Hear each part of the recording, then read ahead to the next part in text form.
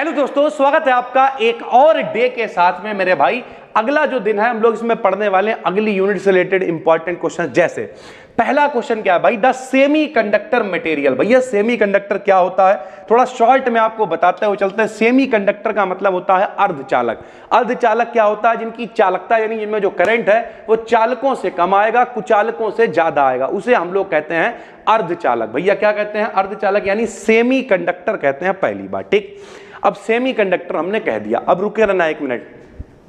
हमने यहां पे क्या लिखा, एसआई। एसआई माने सिलिकॉन, जीई माने क्या लिखा, जर्मेनियम। देखो दो तरीके के सेमी कंडक्टर होते हैं, एक होता है इंट्रिंसिक और एक होता है एक्सट्रिंसिक। इंट्रिंसिक मतलब होता है निज, यानी जैसे हम हैं वैसे। एक्सट्रिंसिक मतलब हमारी ताकत को बढ़ाने के लिए हमें कुछ मिला दिया जाएगा। तो ये भैया एसआई और जर्मेनियम होते हैं निज, यानी ये नॉर्मल स्टेट में है। जैसे सिलिकॉन का नंबर कितना होता है भैया, 16 होता है। इसका विन्यास बनता है 2 8 4, यानी इनके पास 4 इलेक्ट्रॉन होते हैं। और जब इनके पास 4 इलेक्ट्रॉन होते हैं तो भैया ये क्या करते हैं, किसी से 4 इलेक्ट्रॉन ले सकते हैं, किसी को दे सकते हैं। लेकिन अगर इसमें 4 की जगह हम 5 वाला कोई मिला दें तो यहां पे 5 4 9 हो जाएंगे। कौशल लुईस ने कहा था 8 होने चाहिए, एक इलेक्ट्रॉन फालतू हो जाता है, वो इलेक्ट्रॉन घूमता रहता है, उस इलेक्ट्रॉन के ऊपर माइनस होता है, इसलिए नेगेटिव यानी एन टाइप का क्रिस्टल बन जाता है। ऐसे ही अगर 3 वाला मिलाएंगे तो 4 और 3 7 ही हो पाएंगे, 8 नहीं हो पाएंगे, एक जगह खाली रह जाएगी। जो जगह खाली रह जाएगी यानी इलेक्ट्रॉन की कमी होगी। इलेक्ट्रॉन की कमी मतलब माइनस की कमी होगी, यानी होल जो होगा उसके ऊपर पॉजिटिव होगा, तो उसे पॉजिटिव मतलब पी टाइप कह देंगे। इस तरीके से चीजें बनती हैं। ये लोग कौन है, इंट्रिंसिक नॉर्मल स्टेट वाले हैं। तो सेमी कंडक्टर मटेरियल कौन है, सिलिकॉन और जर्मेनियम नॉर्मली सेमी कंडक्टर होते हैं। अब जर्मेनियम या फिर जो सिलिकॉन है उसमें कितने होते हैं, तो अभी आपको दिखाया 4 इलेक्ट्रॉन इनके पास होते हैं। जैसे सिलिकॉन का नंबर कितना है, 14, 2 8 4, भारी इनके पास 4 इलेक्ट्रॉन होते हैं। अगर टेम्परेचर 0 केल्विन होगा, at a temperature of 0 kelvin, अगर टेम्परेचर 0 केल्विन होगा तो भैया जो सेमी कंडक्टर मटेरियल है उसमें कुछ करंट नहीं आएगा। वो कैसा होगा, इंसुलेटर की तरह काम करेगा। मतलब कोई इलेक्ट्रॉन उसके जो भी है, उसमें इलेक्ट्रॉन है, होल है, जो भी है, वो कुछ भी मूव नहीं कर पाएंगे और वो एज ए इंसुलेटर काम करेगा, कुचालक की तरह। यानी कुछ ना कुछ टेम्परेचर होना चाहिए। At absolute 0 temperature pure germanium is, यानी 0 टेम्परेचर है तो जर्मेनियम क्या होगा, एक इंसुलेटर होगा या फिर बैड कंडक्टर होगा। कंडक्टर मतलब उसमें कोई भी करंट नहीं आएगा भाई। When a semi conductor is heated, जब कभी भी सेमी कंडक्टर को गर्म करते हैं तब इसका प्रतिरोध कम हो जाएगा। क्यों, हमने आपको अभी बताया था पिछली वीडियोस के अंदर, लास्ट वाला क्वेश्चन, कि भैया जब गर्म करोगे तो धारा ज्यादा बहेगी और धारा का मान बढ़ेगा। हमने उसमें दिखाया तो जेड की वैल्यू 0 हो गई थी, तो धारा का मान बढ़ेगा तो आर की वैल्यू ऑटोमेटिक कम हो जाएगी या जेड की वैल्यू ऑटोमेटिक कम हो जाएगी। On increasing the temperature, temperature बढ़ाएंगे तो कंडक्टिविटी भी बढ़ जाएगी भाई। ठीक है, The energy required to break the covalent bond in a semiconductor, किसी सेमीकंडक्टर में बॉन्ड को तोड़ने के लिए जो एनर्जी जरूरत पड़ती है उसे क्या कहते हैं, तो इक्वल टू बैंड गैप। जो बैंड गैप होता है, बैंड गैप आप लोगों ने पढ़ रखा है 12th क्लास में भैया, 2 बैंड होते हैं, एक कंडक्शन बैंड होता है, एक बैलेंस बैंड होता है। दोनों के बीच में जो गैप होता है उसे बैंड गैप कह देते हैं। एनर्जी, यही तो बैंड सिद्धांत था, 12th में आपने पढ़ रखा है। तो बॉन्ड को तोड़ने के लिए इतनी एनर्जी हो कि वो बैंड गैप के बराबर हो। In a semiconductor the energy gap between the valence band and conduction band, जो सेमी कंडक्टर होते हैं, अर्धचालक होते हैं, उनमें कंडक्शन बैंड और बैलेंस बैंड के बीच में गैप कितना होता है एनर्जी का, तो वो 1 eV यानी 1 इलेक्ट्रॉन वोल्ट होता है। द फॉरबिडन एनर्जी गैप, जो छुपा हुआ एनर्जी गैप है फॉर सिलिकॉन, यानी सिलिकॉन के लिए और जर्मेनियम के लिए वो कितना होता है, तो सिलिकॉन के लिए 1.1 eV होता है। ये सारे क्वेश्चन छटे हुए लिखे हैं। कुछ लोग कहेंगे अबे मॉडल से उठा लिए, ये कर लिया, वो कर लिया। भाई ऐसा नहीं है, अगर मॉडल से भी कहीं से उठाए हुए हैं तो मेरे भाई मोस्ट इंपॉर्टेंट छटे हुए हैं ये, तो थोड़ा सा सही से देख लो। मॉडल भी पढ़ो, मना थोड़ी कर रहा है, मॉडल देखो, कोई पेपर की प्रैक्टिस करा रहा है उसे देखो, जितना देख सकते हो उतना देखो और अच्छे से करके आओ। जर्मेनियम के लिए 0.7 इलेक्ट्रॉन वोल्ट होता है, पता होना चाहिए। At room temperature and intrinsic semiconductor contains, room temperature मतलब जो नॉर्मल 25 से 30 डिग्री सेंटीग्रेड टेम्परेचर होता है, उसमें जो इंट्रिंसिक सेमीकंडक्टर होता है उसमें क्या होता है, तो equal number of free electrons and holes, यानी जितने उसमें होल्स होते हैं उतने ही उसमें इलेक्ट्रॉन्स होते हैं। इंट्रिंसिक की बात हो रही। Fermi level in an intrinsic semiconductor, यानी जो फर्मी लेवल होता है, इंट्रिंसिक का मतलब निज वाला, नॉर्मल, अभी इसमें कुछ मिलाया नहीं गया, तो इसका जो फर्मी लेवल होता है just in the middle of forbidden energy gap, यानी जो एनर्जी गैप होता है उसके बिल्कुल बीचों बीच में इसका फर्मी लेवल पाया जाता है। When phosphorus is added in germanium, phosphorus का नंबर 15 होता है, इसके बाहरी कोश में 5 होते हैं। तो अगर फास्फोरस को जर्मेनियम में मिलाओगे यानी 5 वाले को मिलाओगे, 5 वाले को जब मिलाओगे तो 1 इलेक्ट्रॉन फालतू रह जाएगा, उसके ऊपर नेगेटिव होगा तो एन टाइप सेमीकंडक्टर बनेगा। An example of P type semiconductor. P type का क्या है, तो सिलिकॉन डोप्ड विद बोरॉन मिला दिया, बोरॉन का नंबर 5 होता है, इनके बाहरी कोश में 3 इलेक्ट्रॉन होते हैं, 2 और 3। विन्यास कैसे बनेगा, 2 और 3। नहीं समझ में आया मेरे भाई, फिलहाल तो समझ में आना चाहिए यार, बहुत छोटे लेवल की बात है, फिर भी बता दे रहे। बोरॉन का नंबर कितना, 5, विन्यास बनाएंगे 2 और 3, तो जब 3 वाला मिलाएंगे सिलिकॉन के अंदर तो एक जगह खाली रह जाएगी, जिसे हम लोग होल कहा करते थे या हिंदी में लोग कोटर कहा करते थे। Semiconductor is electrically neutral. Semiconductor neutral क्यों होता है, तो भैया सरल भाषा में कहें, जैसे सिलिकॉन है, सिलिकॉन का नंबर 14 है, उसमें प्रोटॉन 14 है, उसमें इलेक्ट्रॉन 14, तो वो न्यूट्रल है। हमने उसमें मान लिया फास्फोरस मिलाया, तो जब फास्फोरस मिलाया वो इलेक्ट्रॉन बढ़े कम हुए वो बात की बात है, लेकिन फास्फोरस का नंबर अगर 15 है तो उसमें इलेक्ट्रॉन भी 15 है, प्रोटॉन भी 15 है, जितने प्लस हैं उतने माइनस। तो एक पहले से उदासीन था, मिलाया भी उदासीन, कम ज्यादा दिख रहा है लेकिन थे तो दोनों उदासीन ही, तो जितने इलेक्ट्रॉन है उतने ही प्रोटॉन है, यानी प्लस माइनस बराबर है, इसका मतलब ये न्यूट्रल होते हैं सेमीकंडक्टर। ऐसे ही जो एन टाइप सेमीकंडक्टर है वो भी न्यूट्रल होगा। नेट चार्ज भैया सेमीकंडक्टर पर कितना, 0 होगा, सीधी सी बात है, नेट चार्ज कुछ नहीं है। जो कमी है या बढ़ गया है वो इसलिए है क्योंकि भैया हम लोग की इच्छा है 8 पूरे करने की, वरना क्या, जो मिला है उसके पास भी इलेक्ट्रॉन प्रोटॉन दोनों बराबर हैं, जिसमें मिला है उसके पास भी इलेक्ट्रॉन प्रोटॉन बराबर है, तो उदासीन है भैया, दोनों 0 है भाई। The depletion layer of a PN junction diode, PN junction diode की जो डिप्लेशन लेयर होती है, सरल भाषा में जहां पे पी और एन जंक्शन मिलता है वहां पे मेरे भाई जो संधि होती जंक्शन, वहां पे एक लेयर बन जाती है जिसे डिप्लेशन लेयर कहते हैं। वो कब बनती है, ड्यूरिंग इट्स कंस्ट्रक्शन प्रोसेस, जब ये जुड़ रहा होता है, पीएन जंक्शन बन रहा होता है, उसी समय डिप्लेशन लेयर बन जाती है। The width of depletion layer of the PN junction, अब देखो एक बात ध्यान से समझो मेरे भाई, यहां समझो, समझाते हैं। जो पीएन जंक्शन है, ये देखो पीएन जंक्शन है, अब पीएन जंक्शन में भैया जो पी है जो एन है, ये सरल भाषा में प्लस है या माइनस है।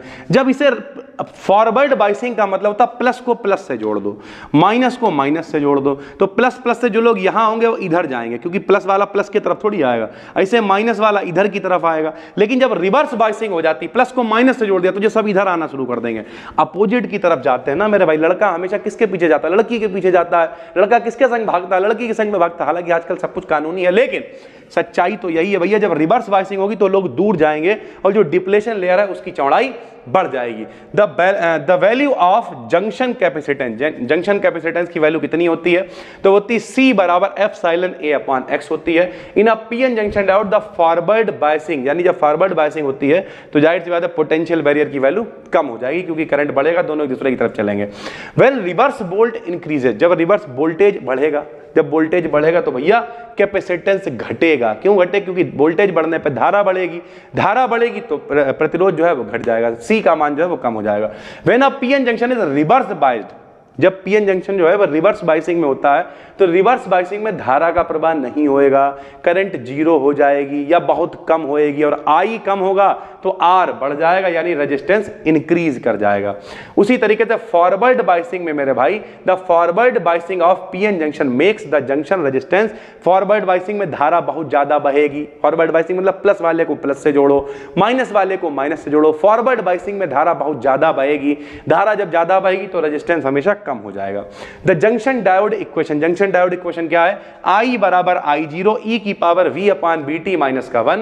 When a junction diode is heavily doped, यानी जब कभी जंक्शन डायोड को बहुत ज्यादा डोपिंग कर देते हैं, बहुत ज्यादा अशुद्धि मिला दी, तो डिप्लेशन लेयर बहुत कम हो जाती है। जो जेनर ब्रेकडाउन होता है वो क्यों होता है, तो हमेशा रिवर्स बाइसिंग में होता है। एक बात याद रखना, फोटो डायोड है, जेनर डायोड है, एलईडी है, इन सब में मेरे भाई रिवर्स बाइसिंग होती है, यानी प्लस वाले को माइनस से, माइनस वाले को प्लस से जोड़ा जाता है। ये सारे के सारे पीएन जंक्शन ही होते हैं, बस रिवर्स बाइसिंग में जुड़े हुए होते हैं। Zener diode is always use, Zener diode को वोल्टेज रेगुलेटर की तरह भी इस्तेमाल करते हैं। रेगुलेटर मतलब नियंत्रित करने के लिए, तो वोल्टेज को कंट्रोल कर सकते हैं। Avalanche breakdown mainly depend upon the phenomenon of, यानी जो एवेलांस ब्रेकडाउन है वो किस पर डिपेंड करता है, तो वो कोलिजन पे। कोलिजन क्या होता है, टक्कर होती है, टक्करें होती होती हैं भैया, इस पर डिपेंड करता है एवलांस ब्रेकडाउन।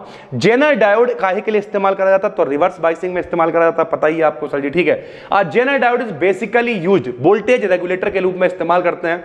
करंट फ्लो किसके कारण होता है, तो माइनॉरिटी कैरियर्स, भैया जाहिर सी बात है, जब देखो एक बात याद रखना, जब कभी भी फॉरवर्ड बाइसिंग है तो जो ज्यादा वाले लोग होंगे वो कूदेंगे। फॉरवर्ड मतलब आगे चल के सारी चीजें हो रही है, जैसे मान लिया नहीं अरेंज मैरिज हो रही है तो ये फॉरवर्ड बाइसिंग है, सारे लोग आगे बढ़े हुए हैं तो सब जीजा मौसा फूफा सब आगे आगे कूद रहे होंगे। लेकिन अगर रिवर्स बाइसिंग हो जाए, यानी कोई लव मैरिज कर ले, उल्टी सीधी मैरिज कर ले भैया, तब क्या होगा, तो भैया ज्यादा लोग नहीं कूद रहे होंगे, बहुत माइनॉरिटी वाले लोग होंगे, 2-4 दोस्त होंगे वही कूद रहे होंगे। तो उसी तरीके से मेरे भाई जेनर डायोड में, क्योंकि ये रिवर्स बाइसिंग है तो फिर माइनॉरिटी कैरियर्स के कारण ही करंट का फ्लो होगा। The cause of Zener breakdown, भैया जो जेनर ब्रेकडाउन होता है वो किसकी वजह से होता है, तो हाई डोपिंग के कारण। अंधाधुंध डोपिंग करोगे तो भैया जेनर ब्रेकडाउन हो जाएगा। Which one has negative resistance, negative resistance का रीजन किसमें होता है, टनल डायोड। मोस्ट इंपॉर्टेंट अगर आपको पढ़ना है टनल डायोड, बी डिकेड सर्च करना, कराया हुआ है भाई। When voltage increases, वोल्टेज बढ़ता है तो टनल डायोड में भैया क्या होता है, करंट जो है वो घट जाता है, क्योंकि इसमें R की वैल्यू निगेटिव चल रही होती है। The resistance of tunnel diode is negative, resistance इसका क्या होता है, निगेटिव होता है। A tunnel diode is the very highly doped junction diode, यानी जब जंक्शन डायोड को बहुत ज्यादा डोपिंग करा दी जाती है तब हम लोग उसे कहते हैं tunnel diode. Diode used for high speed of computer, computers की हाई स्पीड के लिए जिस डायोड का इस्तेमाल करा जाता है वो होता है भाई tunnel diode. Material which is not used for LED, LED के लिए इस्तेमाल नहीं करा जाता, तो एल्यूमिनियम को एलईडी के अंदर इस्तेमाल नहीं किया जाता। एलईडी क्या, ये भी तो एलईडी जल रही है, लाइट एमिटिंग डायोड कहते हैं भाई। पीएन जंक्शन विच रेडिएट्स एनर्जी एज लाइट, जब कभी पीएन जंक्शन डायोड जो है एनर्जी रेडिएट करता है, निकालता है, तो अभी हमने आपको बताया एलईडी वगैरह जितने होते हैं सब में पीएन जंक्शन ही होता है भाई, ठीक है। किस मटेरियल का यूज करते हैं, किस मटेरियल का यूज करते हैं, तो भैया मैं यूज करते हैं गैलीलियम आर्सेनाइड का। किसका, गैलीलियम आर्सेनाइड का यूज करते हैं। कलर क्यों देता है लाइट एमिटिंग डायोड, तो भैया the nature of semiconductor material, कौन सा मटेरियल मिलाया है उसके आधार पर लाइट से कलर आएगा। आपने देखा होगा आरजीबी लाइट्स आती है, नीली जल रही है, लाल जल रही है, हरी जल रही है, पीली जल रही है, क्यों जल रही है, वो मटेरियल उसमें इस्तेमाल करा गया भाई, ठीक है। जो सोलर सेल होता है जीरो बाइसिंग पे ऑपरेट होता है, कोई बाइसिंग नहीं, a very high frequency, frequency बहुत ज्यादा है, उस पर हम लोग इस्तेमाल करते हैं पॉइंट कॉन्टैक्ट डायोड को, ठीक है। शॉर्ट नोट बना लो, एक बार पढ़ डालो मेरे भाई, बहुत आसान है, आराम से जाके गोले रंगाओगे। For the detection of light, photo diode का इस्तेमाल करा जाता है लाइट को डिटेक्ट करने के लिए, यहां तक कि संसूचन, प्रकाश संसूचन इसे कहते हैं। जो भी घंटियां होती हैं नहीं, चोर सूचक वगैरह वाली, कि भैया किसी ने तिजोरी तोड़ने की कोशिश करी तो उसमें सब में फोटो डायोड का इस्तेमाल करा जाता है। Photo diode is normally use, ये भी रिवर्स बाइसिंग में इस्तेमाल होगा, बता चुके हैं अभी आपको। The diode which possesses metal semiconductor, जिसमें मेटल सेमीकंडक्टर होता है उसे शॉटकी डायोड कहते हैं। ये भी हमने एक बार शायद पढ़ाया हुआ है, शायद आपके में नहीं, फाइनल ईयर में पढ़ाया हुआ, लेकिन पढ़ाया हुआ है। Ripple factor half wave rectifier के लिए कितना होता है, रेक्टिफायर क्या होता है, रेक्टिफायर का मतलब होता है दिष्टकारी, जो एसी को डीसी में कन्वर्ट करते हैं उसे रेक्टिफायर कहते हैं भैया, ठीक है। तो हाफ वेव रेक्टिफायर के लिए जो रिपल फैक्टर होता है 1.21 होता है। मैक्सिमम इफिशिएंसी कितना कन्वर्ट कर सकता है एसी को डीसी में, तो हाफ वेव रेक्टिफायर 40.6 को कर सकता है। अर्ध तरंग दिष्टकारी से कहते हैं, एक ही डायोड इसमें होता है, एक डायोड आधे चक्कर में चलता है, आधे में वो चलता ही नहीं है, तो इसलिए 2 डायोड का इस्तेमाल करना पड़ता है अगर सही से हम लोग इस्तेमाल करें भाई, ठीक है। In a half wave rectifier current flows during alternate half cycle, half में क्या होगा, अल्टरनेट, आधे चक्कर में धारा बहेगी, आधे में नहीं बहेगी, आधे में बहेगी, आधे में नहीं बहेगी, इसी को अल्टरनेट कहते हैं। एक के चंगड़ मारा फिर हाथ जोड़ लिया, फिर चंगड़ मारा फिर हाथ जोड़ लिया, इसे कहते हैं अल्टरनेट भाई, ठीक है। The number of diodes used in full wave, अब फुल वेव में भैया एक तो आधा ही काम कर पा रहा है तो 2 लगा देंगे हम लोग पीएन जंक्शन डायोड, आधे में एक काम करेगा, आधे में एक काम करेगा, पूरे का पूरा दिष्टीकरण यानी रेक्टिफिकेशन हो जाएगा। तो जब फुल वेव की बात करेंगे तो 40.6 का डबल कर दो, 81.2 हो जाएगा भाई, ठीक है। विच रेक्टिफायर रिक्वायर्स फॉर डायोड्स, यानी किस रेक्टिफायर का इस्तेमाल करा जाता है डायोड्स के लिए में, 4 डायोड जिसमें इस्तेमाल करे जाते हैं, तो ब्रिज टाइप जो रेक्टिफायर होता है सेतु वाला, उसमें 4 रेक्टिफायर का इस्तेमाल करते हैं। हाफ वेव रेक्टिफायर में 1 का इस्तेमाल करते हैं, 1 डायोड का। फुल वेव रेक्टिफायर में 2 डायोड का इस्तेमाल करते हैं, और ब्रिज रेक्टिफायर में 4 डायोड का इस्तेमाल करते हैं।